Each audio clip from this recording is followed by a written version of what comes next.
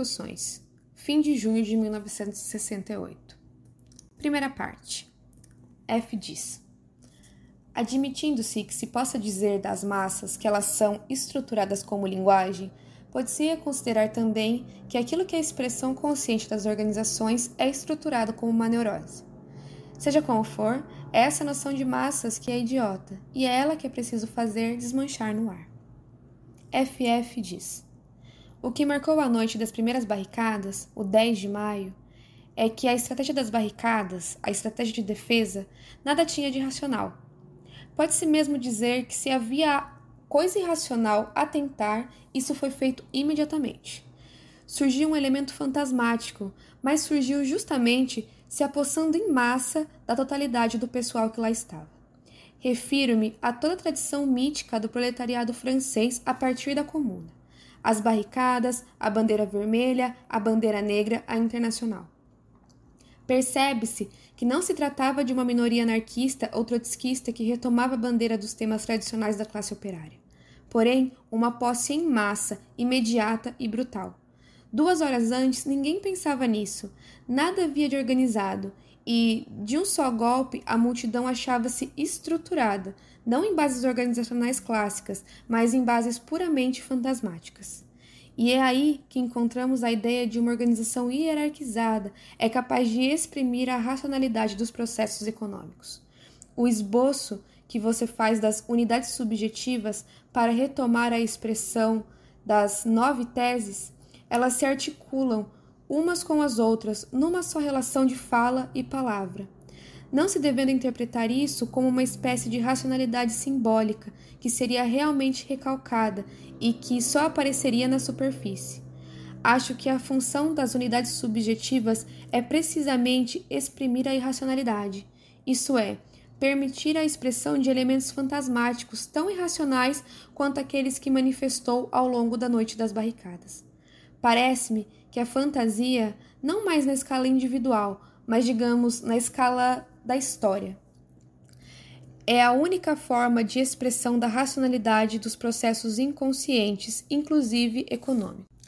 P diz: o termo irracionalidade não me agrada, porque, vista de outro ângulo, a fase das barricadas, junto com todos os seus aspectos institucionais, se inscreveu num processo extraordinariamente racional, no sentido da racionalidade do inconsciente. Talvez tenha sido irracional com relação a certo empreendimento insurrecional, mas quando vemos a maneira como isso se articulou como um empreendimento de revelação, de autopedagogia, de autoformação, para um reconhecimento de todas as formas das instâncias repressivas, conclui-se que um empreendimento de ataque por meio de pequenos comandos do tipo maoísta, pequenas guerrilhas de rua, talvez tivesse significado naquele dia o fim do movimento. Isso teria bloqueado as possibilidades de uma progressão do tipo fantasmático. As massas estavam em posições de ser atacadas e não de atacantes.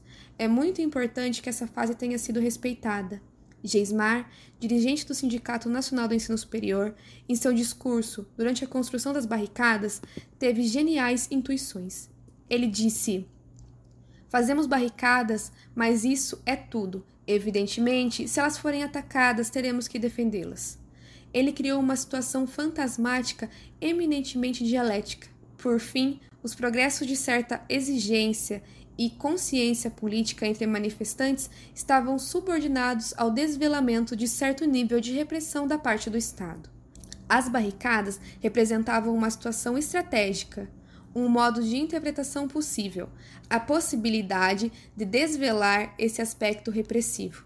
Uma estratégia ofensiva teria sido completamente prematura e teria fechado o movimento. Ora, acho que há aí uma racionalidade, e não alguma coisa irracional, uma racionalidade de outra ordem. F diz: de fato, não penso que se tenha de ficar prisioneiro entre a alternativa entre racionalidade de um lado e fantasmatização como expressão irracional do outro. Coisas completamente racionais podem emergir através das fantasias. Coisas delirantes podem advir de uma construção racional. As contribuições do freudismo é mostrar que também há uma super-racionalidade do lado da fantasia, do ato falho, do lapso, do sonho, do sintoma. cuja razão a análise descobre, ao passo que o raciocínio habitual não poderia dar conta dela. Mas na escala das massas, essa decifração não pode efetuar-se a partir do acúmulo de coisas que só abrangessem indivíduos e pequenos grupos. A transgressão afeta cadeias significantes pré-estabelecidas, constitutivas de conjuntos do sistema. Depois de certo limiar, os indivíduos e pequenos grupos são, por assim dizer, manipulados pela história. Os significantes históricos trabalham, por sua vez, apoiando-se neles. Seguindo a declaração de Cohn-Bendit e de Geismar na noite de 10 de maio, pode-se pensar que faziam de tudo para evitar o descadeamento de conflitos diretos em particular. Aquele esforço retardatário de Cohn-Bendit junto ao reitor para alertá-lo do risco de possível degradação da situação. Além disso, a lógica da situação teve sua hesitação.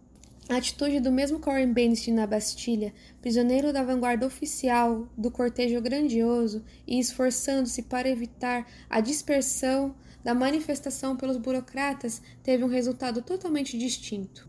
No primeiro caso, a transgressão partiu-se da base, da esperação dos estudantes, do poder do mito das barricadas.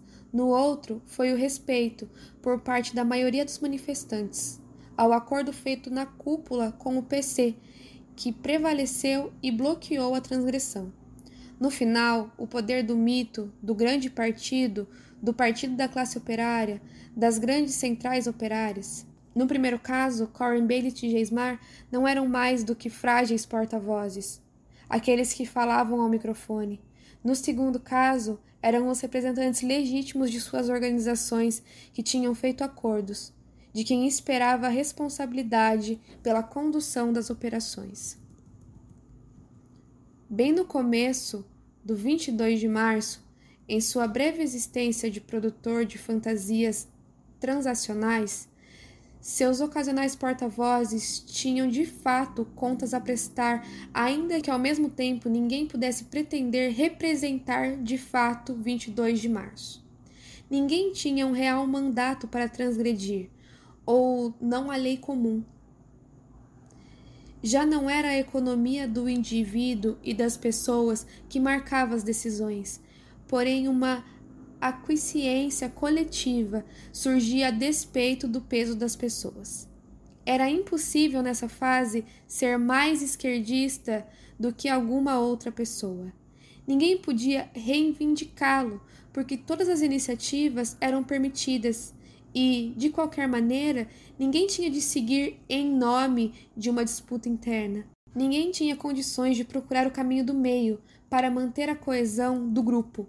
O que é excepcional no 22 de março não é que o grupo tenha podido sustentar assim o seu discurso na modalidade da livre associação, mas que ele tenha podido se construir em analisador de uma massa considerável de estudantes e de jovens trabalhadores. Outra transgressão, dessa vez por duplicidade, foi o fato ainda nesse período de Cohn-Bendit e Geismar terem feito as autoridades crerem que eram de fato porta-vozes do movimento. Não há dúvida de que esse nunca foi o desejo dos dois, mas de qualquer maneira as coisas evoluíram de tal modo que, mesmo que isso não tivesse acontecido, os problemas não mais poderiam ser formulados nesses termos.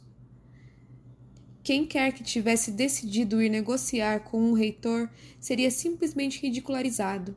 Mesmo simulacros de representatividade acabariam por se desfazer quando Cohn-Bendit saiu de circulação. Todos os mecanismos de regulação se desfizeram. Os grupúsculos mergulharam no vazio deixado pela incapacidade do 22 de março no sentido de enfrentar a situação em escala nacional. O PCFG se aproveitou disso para iniciar sua campanha contra os esquerdistas, os responsáveis, os grupos a Geismar.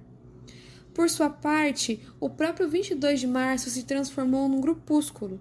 Sua livre expressão interna, sua criatividade se atenuaram talvez por causa de uma brutal tomada de consciência de suas responsabilidades históricas.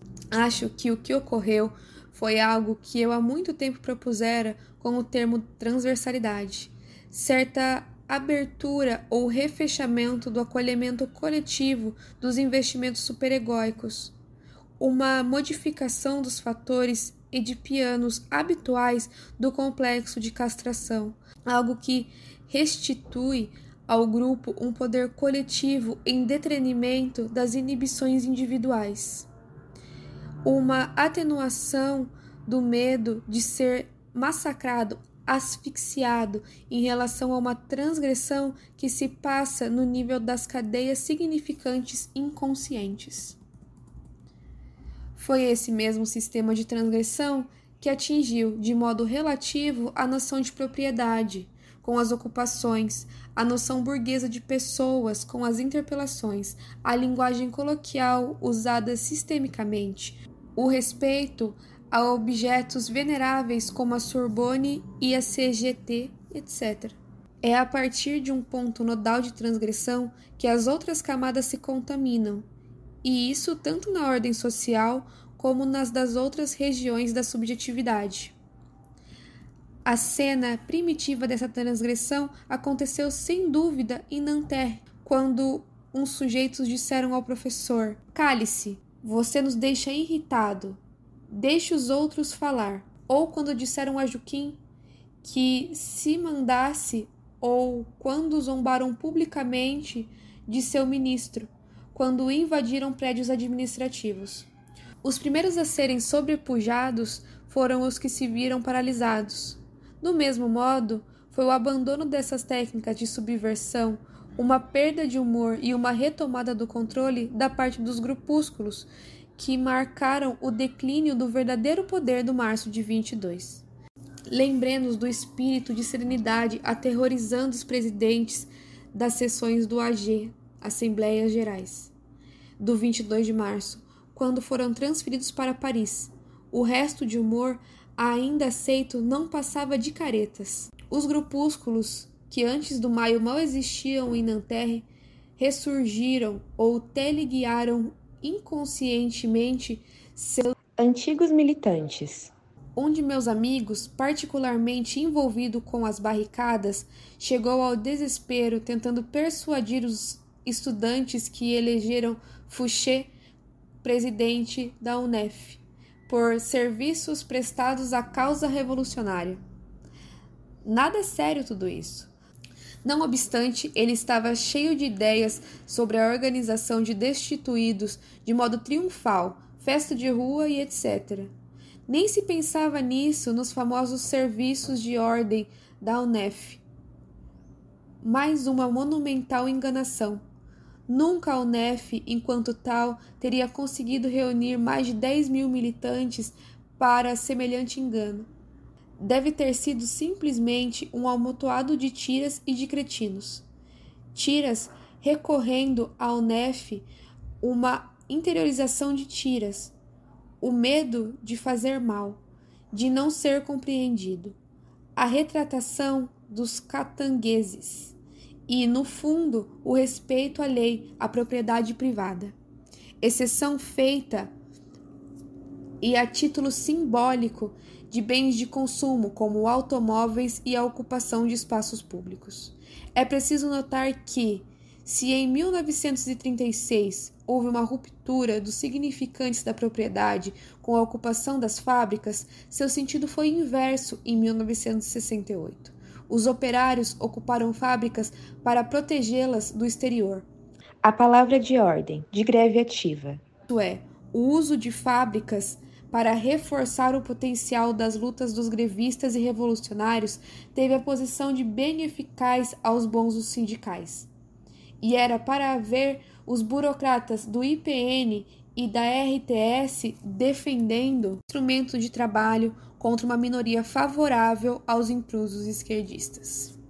Uma vez que os significantes universitários estavam paralisados, cabia aos reformistas e aos revisionários prolongar a neutralidade de outras cadeias contaminadas. E o resultado não se fez esperar. Porém, essa greve ativa, essa autogestão que se exigia nas fábricas, como terá acontecido de ela nunca ter tomado forma na Sorbonne e nas faculdades?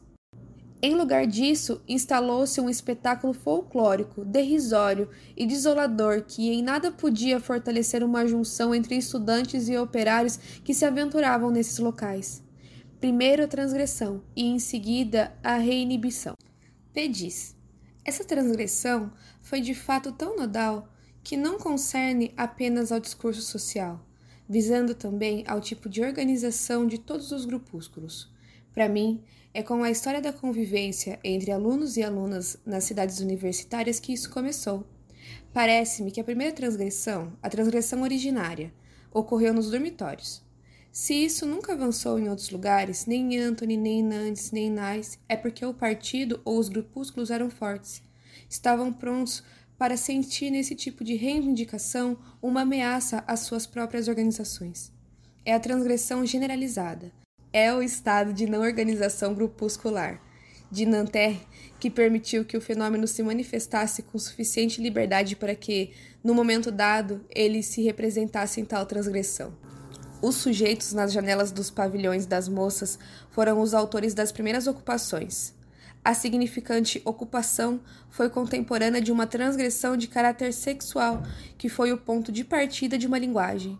A transgressão visava a tal ponto as organizações, fossem quais fossem, que só pôde tomar corpo justo onde não as havia. M.R. diz: eu me pergunto por que tudo eclodiu na França e não em Berlim ou na Inglaterra, onde começaram importantes distúrbios.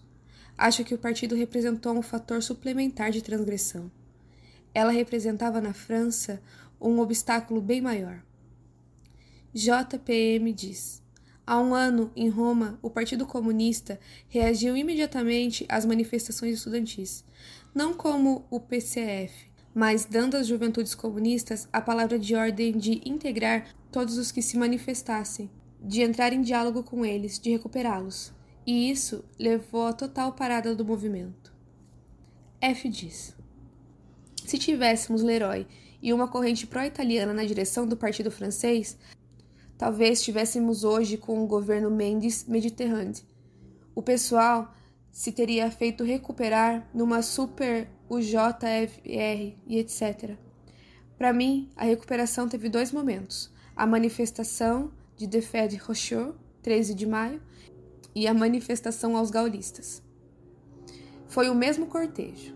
A partir do momento em que o partido pôde provar que podia drenar todos aqueles desconhecidos, a coisa se acabou. Ele foi confirmado em sua missão de interlocutor legítimo, na pessoa de Segui. A estupidez fantástica, ulcerante, foi ainda da JRC, que pôs-se ao serviço, ela também, da ordem e da disciplina. Todo mundo se inibiu diante da majestade de coisa reunificada.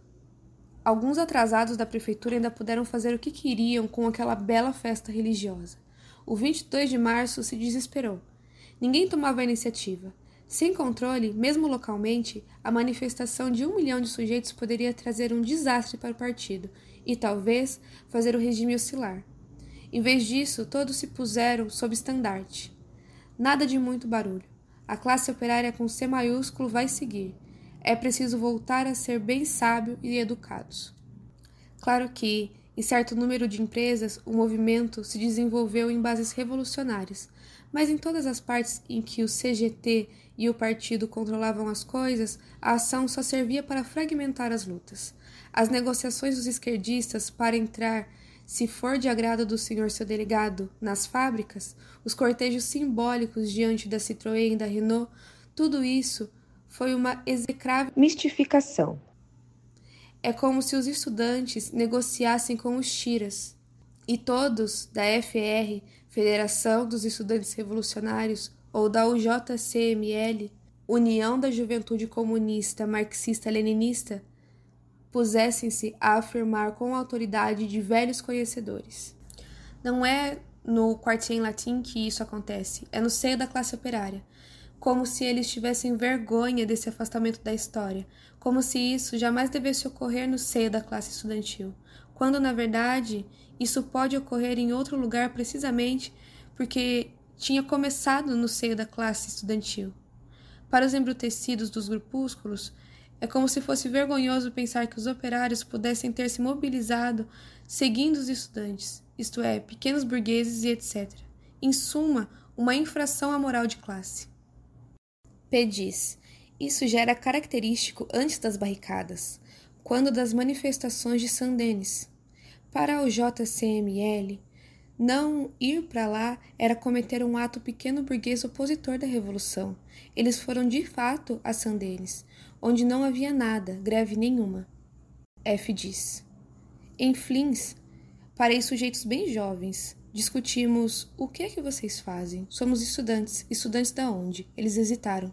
Bem, na Sorbonne. Eram jovens operários, talvez aprendizes. Não era para enganar que se diziam estudantes, mas porque podiam atribuir a si a dignidade de se mobilizar como faziam se considerassem estudantes. Ele diz: em Flins, nesse momento, os garotinhos dizem, quando se pergunta a eles: o que você quer fazer quando crescer? Queremos ser estudantes. F. diz: submetermos a novo questionamento a noção de massas, e agora o fazemos com a de classe. No final das contas, se parar para falar de classe sociológica, a classe operária foi essencialmente encarnada, representada pelas pessoas que combateram no Quartier Latin. A classe operária reconstruiu-se progressivamente por meio dessa luta. Antes haviam fábricas, sindicatos, uma classe operária petrificada de ideologia pequeno-burguesa, manipulada pelas organizações. A classe operária, se não a tomarmos como dado sociológico, estatístico, eleitoral, não é algo que se encarne como uma consciência de classe permanente. Ele diz: produziram-se espontaneamente fenômenos de transgressão. Houve gente que roubou o papel para nós nas empresas, o que, para a CGT, era impensável. P. diz: no começo do Partido Bolchevique, houve uma institucionalização do roubo. Foi justamente Stalin o encarregado de organizar comandos. F. diz: rimos disso, mas entre os temas do movimento operário há 100 anos, o direito à preguiça, aos atentados individuais, à recuperação, à violência e etc. Eram fatos corriqueiros da consciência de classe operária. Não havia vergonha nisso, que era, pelo contrário, simplesmente objeto de discussão sobre a eficácia dos procedimentos. A perspectiva legalista se consolidou de fato em 1936. Já na Segunda Internacional, houve uma crítica sistemática aos atentados individuais, particularmente dos grupos terroristas da Rússia. Mas isso veio sobretudo dos reformistas, que eram bastante prejudicados pelos atentados individuais.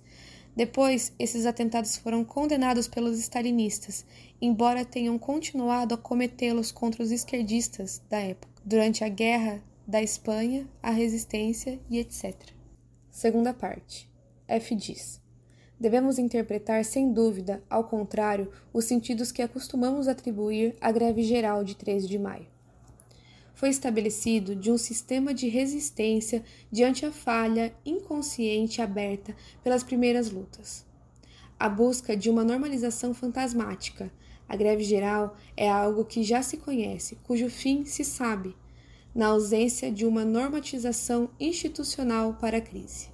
Depois da transgressão revolucionária, a busca de um mínimo de normatização. Mas a hegemonia fora forte, sendo preciso pôr na balança não só os administradores da Grapim e a tropa de choque, mas também toda a máquina do Estado. Talvez seja isso o que explique que se tenha tido de recorrer apressadamente aos velhos mitos da Revolução Francesa e da Comuna. Em 1936, a greve com a ocupação representou uma real transgressão. Também ela recuperada pelo governo de Frente Popular. Em maio, fez-se de tudo para não chegar a isso.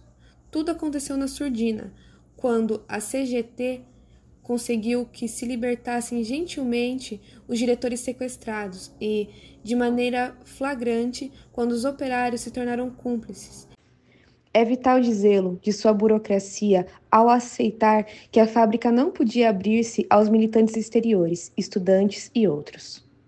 O movimento de greve acabou por contribuir para interromper a marcha do movimento revolucionário mediante sua canalização para cenários ritualizados. A partir daí, houve uma espécie de entorpecimento das forças revolucionárias. Ficou-se contente por terem Cohn-Bendit desfilado com Segway. No fundo, o mais significativo são fenômenos como Flins e Sochaux. Ali, houve uma prova de força direta com o poder de forma bem original. Pode-se conceber uma continuidade desse tipo de confronto e mesmo o desenvolvimento, a partir disso, de formas de luta totalmente novas. Se a greve geral não tivesse desencadeado com tanta rapidez um apagamento preventivo, talvez os outros bastiões revolucionários como Flins e Sochaux tivessem podido se desenvolver e assumir a importância das lutas revolucionárias do Quartier Latim. Ter-se aí assim saído de certa fraternidade revolucionária de fachada com um respeito ao instrumento, o isolamento da fábrica com a relação ao exterior. Em Flins e Sochaux, a CGT e os tiras estavam com problemas. Denunciaram juntos os elementos incontroláveis. Era preciso fazer aquilo parar a todo custo. Sobretudo, que os maus exemplos não se disseminassem, pois as desordens de Quartier Latim já eram suficientemente lamentáveis para que não se tolerasse a sua extensão a outros setores importantes da classe operária. O preconceito em favor da unidade sindical agiu contra o desenvolvimento de formas selvagens de luta, e, no fundo, permanece a questão de saber como uma organização revolucionária poderá secretar seus meios de autodefesa, não só contra os tiras, mas sobretudo contra ela mesma, contra sua própria interiorização da repressão. Isso evoca de novo a questão dos comitês de ação, que não sejam nem especificamente sindicais nem políticos, mas as duas coisas ao mesmo tempo, e por outro lado, capazes de servir de ambiente de vida aos militantes. J. diz: parece-me que em Flins as coisas não foram tão claras como você diz.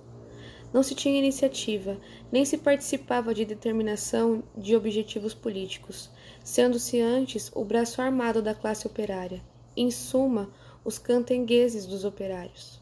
F. diz: talvez a questão não seja saber se havia objetivos comuns ou se os estudantes, em Flins, tivessem sido percebidos como catangueses. Como você, sou muito a favor da existência de elementos completamente heterodoxos, eruptivos, como elementos de disjunção do sistema. É muito importante que eles tenham sido tolerados e, sobretudo, que se tenham unido à luta. Mas mesmo que a ação em Flins só tivesse estado na mão dos catangueses, nada mudaria. No sistema imaginário de castas em que vivem as pessoas e que é diferenciado ao infinito, um movimento insurrecionista, um movimento revolucionário estudantil, fica ele mesmo lançado firmemente no imaginário, mesmo que o vejamos com olhos simpáticos. Ou seja, a greve criou uma situação que fez os operários dizerem implicitamente: se se tem de fazer a revolução, seremos nós a fazê-la, e não vocês, estudantes. A prova disso é que fizemos a greve geral com ocupações de fábricas. Mas em Flins foi muito diferente.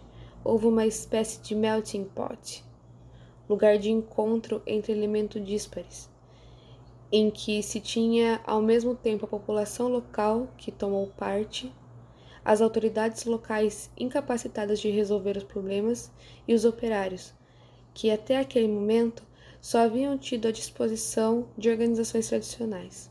Ocorreu ali um evento.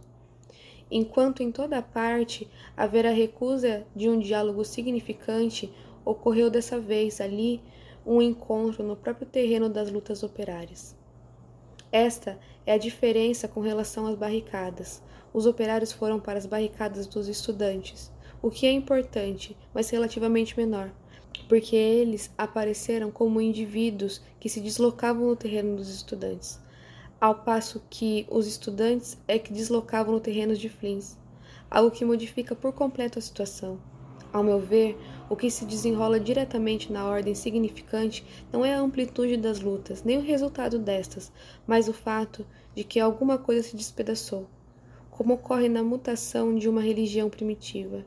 Alguma coisa de outro tipo se abriu. Para que tal fenômeno se reproduzisse, seria necessário que os grupúsculos difizessem eles a ideologia que os impede de alcançar essa dimensão imaginária de lutas.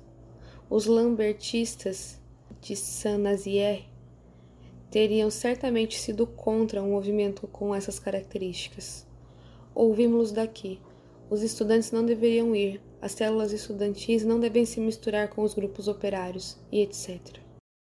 Quando da bolchevização do partido, em 1928 a 1930, as células se distribuíam de maneira bem distinta. O intelectual, por exemplo, era enviado a uma célula de ferroviários. Nunca se era remediada a própria imagem. Hoje, os setores das fábricas são estanques entre si. E cada fábrica é fechada a todas as outras, o conjunto das fábricas a todo o campo, e a cadeia continua ao infinito. Há igualmente o plano vertical, a hierarquização.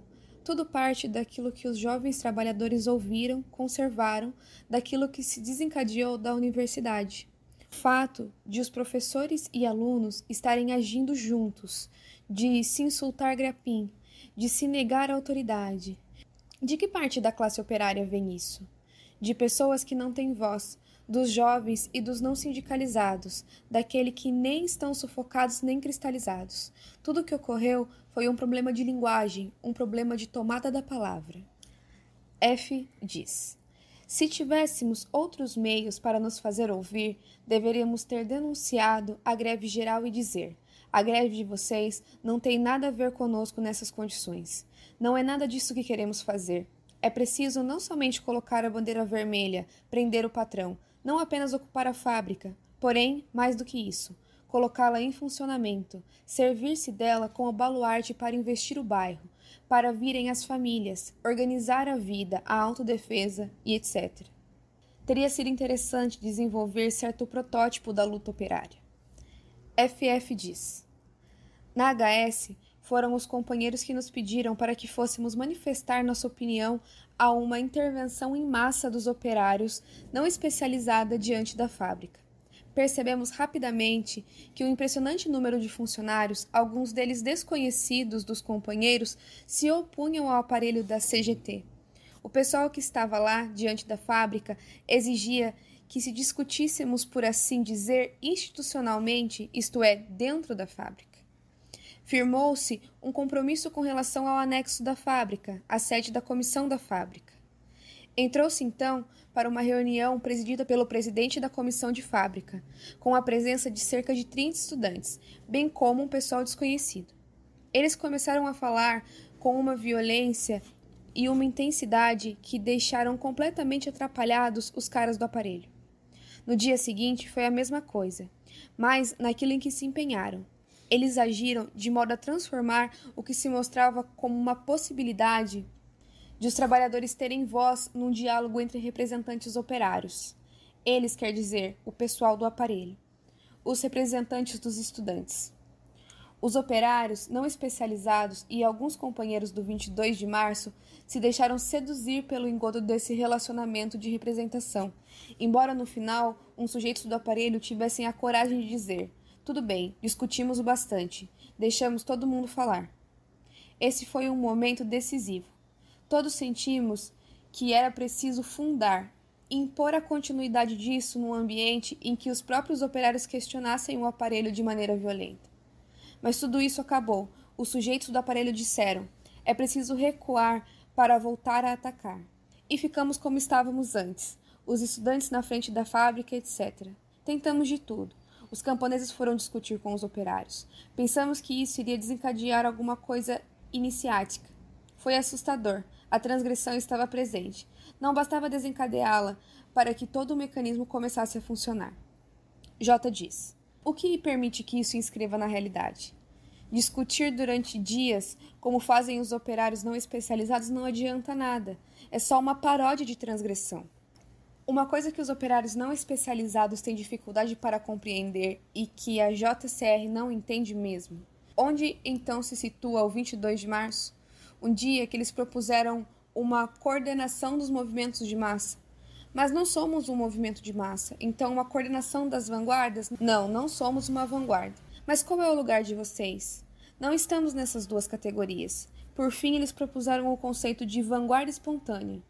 Foi isso que eles apresentaram, eles tentaram nos definir, o que é importante no nível de uma evolução.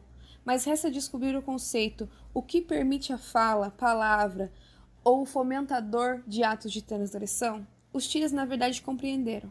A partir do interrogatório a que submeteram um companheiro, fica claro que, para eles, o maior perigo é o 22 de março. F diz, elaboramos uma categoria como essa. Grupo analítico interpretante. Num dado momento, a situação. Qualquer que seja a forma assumida, de acting out, de provocação. Se os companheiros da HS funcionaram como um grupo analítico e não como um grupo de vanguarda positiva, eles terão de início analisando sua própria frouxidão, seu próprio terror diante de uma transgressão. E a refutação das estratégias de coexistência pacífica e da estratégia chinesa. Um segundo grupo de teses se vincula com o problema mais geral das oposições no seio do partido e dos grupos controlados pelo partido.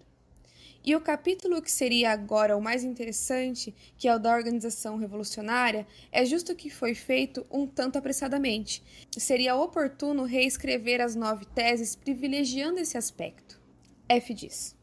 Acho que deveria, sobretudo, situar um novo certo número de ideias sobre o conjunto de problemas que foram evocados. A crise do movimento comunista internacional, problemas do terceiro mundo, da guerra do Vietnã, e vinculá-las como problemas de maio de 68 na França, para evitar que volte esse movimento de constante oscilação que faz que todos os sujeitos mergulhem numa análise de temas de autogestão e outros, do mesmo modo como, na época da Guerra da Argélia, os sujeitos mergulharam numa análise terceiro-mundista, etc. A concepção do conjunto das teses se assentava efetivamente numa visão um tanto pessimista das possibilidades revolucionárias nos países capitalistas desenvolvidos, apesar de algumas aberturas. Criticamos a concepção tradicionalista do partido, assim como criticamos os modernistas. A terceira análise política particular tinha por objetivo os grupúsculos de extrema esquerda, havendo ainda o questionamento da linha chinesa, que ainda não havia engajado na revolução cultural. Em suma, para voltar à ótica que se tinha naquele momento, essa é a característica das teses, seu limite, mostrando de um lado o impasse que se achava de todas as organizações políticas e sindicais sem cair na análise modernista. Mas apenas formulamos a ideia de que se permanecia numa série de contradições fundamentais na sociedade francesa e nos diferentes países capitalistas europeus. E, sobretudo, não evocamos a noção de crise generalizada, não sendo a crise econômica mais do que um aspecto de crise que poderia implicar várias outras. Por outro lado, dizíamos que, em razão ao caráter fictício das tentativas de construção de grandes mercados, as crises iriam agravar-se, analisando o mercado comum europeu como uma falsa solução do ponto de vista econômico, pois é evidente que o futuro da economia europeia, tanto no plano econômico como no tecnológico, depende não apenas da construção de um grande mercado, mas igualmente da constituição de unidades de produção dotadas de uma grande capacidade produtiva. Em resumo, ficamos mais do que tudo excessivamente prudentes quanto a perspectivas revolucionárias a curto prazo e continuamos a considerar, sem dizer com todas as letras, a guerrilha opositiva às organizações do movimento comunista como uma espécie de requisito. Talvez eu force um pouco as coisas, mas é melhor forçar na crítica.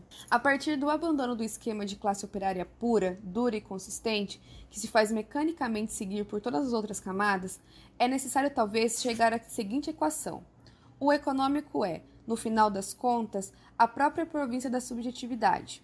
É justo a falha no nível econômico que vai desbocar não por graduações sucessivas de reivindicações e tomadas de consciência, mas de uma vez só, no questionamento das perspectivas de luta, a perspectiva de uma existência radicalmente distinta. Há aí um vínculo entre o freudismo e o marxismo a ser aprendido. Quando as pessoas se veem embrutecidas pela sociedade dita de consumo, neurotizadas na escala social, O raciocínio tradicional consiste em pensar que elas são de fato embrutecidas e cúmplices do sistema porque se beneficiam dele, e que a elevação do seu nível de vida intervém efetivamente em relação ao seu nível de consciência. Na realidade, contudo, à medida que se vai aumentando a alienação da integração mediante a invasão de certo tipo de objetos de consumo, a contradição se acentua e se abate sobre a subjetividade inconsciente, mas dessa vez não como um sujeito individual, mas, na verdade, como um sujeito de grupo que, por meio de um ideal coletivo, através de fantasias de grupo, postula, reivindica uma subjetividade institucional como a única saída possível. O que vem à consciência são as tolices, a TV, a diversão, o reformismo.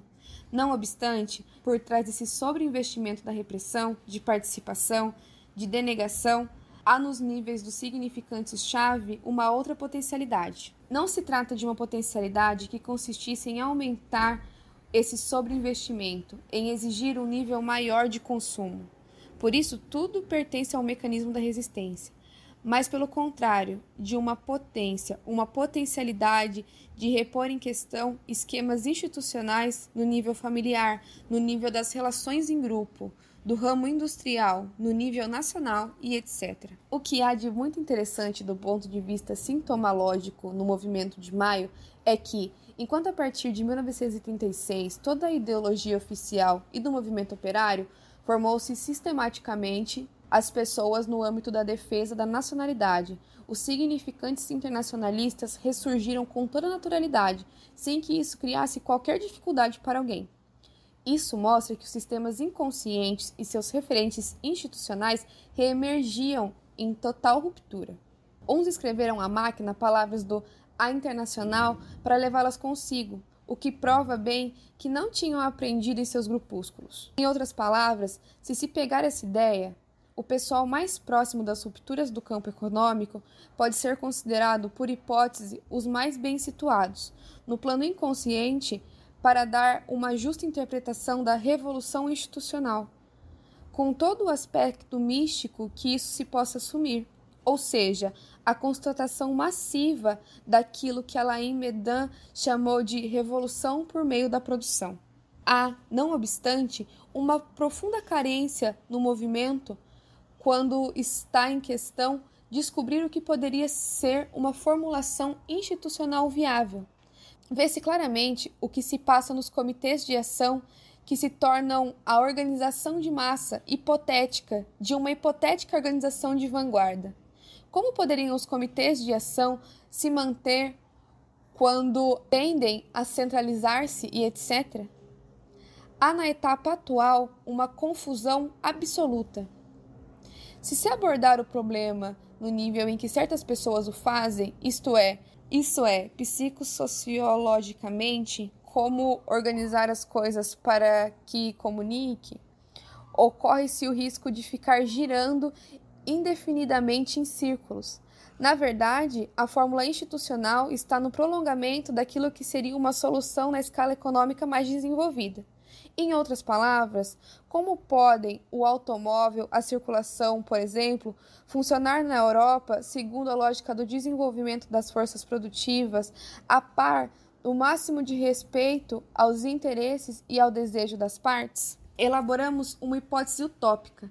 O funcionamento desse setor da produção será garantido por uma espécie de partido comunista do automóvel, ao menos europeu, que, quando tal, entraria em diálogo, em contestação com outro partido comunista da siderurgia, sindicato e partido completamente interligados. Ou seja, numa perspectiva socialista europeia, articulada no conjunto socialista nos países do terceiro mundo, haveria negociações com, por exemplo, um partido do algodão, outro partido de massa internacional.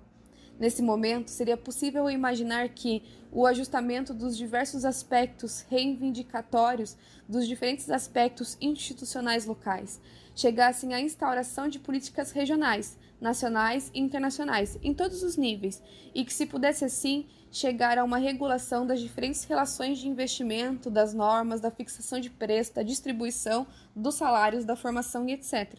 Hoje, a regulação, em seus aspectos essenciais, é feita por meio de mecanismos de ajustamento ligados ao capital e às políticas de Estado. Ocorre uma relação cega entre as subjetividades sociais envolvidas. Só uma subjetivação, por exemplo, na escala dos ramos industriais articulados a grandes mercados, permitiria chegar a um planejamento dotado de maior eficácia em suas finalidades sociais e mais rentável, inclusive no plano econômico. Uma vez que o poder continua a escapar à única classe que se tem vocação de propor um modelo institucional, um respondente subjetivo às forças produtivas, são modelos institucionais exigentes que submetem e se impõem arcaicamente. É por isso que a concepção de tal modelo de organização, axiomática da organização da luta de classes operárias, não estão no estado intrínseco da classe operária, mas na fundação a partir da capacidade potencial da classe operária revolucionária de responder à demanda inconsciente de uma revolução institucional. De modo que um retorno à organização embrionária que ele cria para si nas lutas de classe imediatas lhe permite esclarecer e abrir sua perspectiva a longo prazo. Com efeitos, surpreendi-me em 22 de março, com o súbito gosto que surgiu pelas expedições ao campo e a remessa de víveres às fábricas. Instintivamente, com meu passado grupuscular, pensei em ergoterapia, em escotismo. Mas por que não? Era vital instaurar algo que desse uma ilustração imediata de outra coisa. Pouco importa o lado ridículo. O importante era propor certo modelo de ação que visa global e aproximativamente a massa dos trabalhadores de empresa. E que seja, antes de tudo, uma espécie de ilustração, de prefiguração significante, quase inconsciente, do que se poderia ser um certo tipo de relação entre um campesinato, este ou aquele ramo da indústria. Enfim, outro campesinato e outra classe operária. Era algo totalmente não formulado pelo 22 de março, mas, finalmente, no consciente dos protagonistas do intercâmbio, parece-me claro que estava em questão justa essa cadeia significante.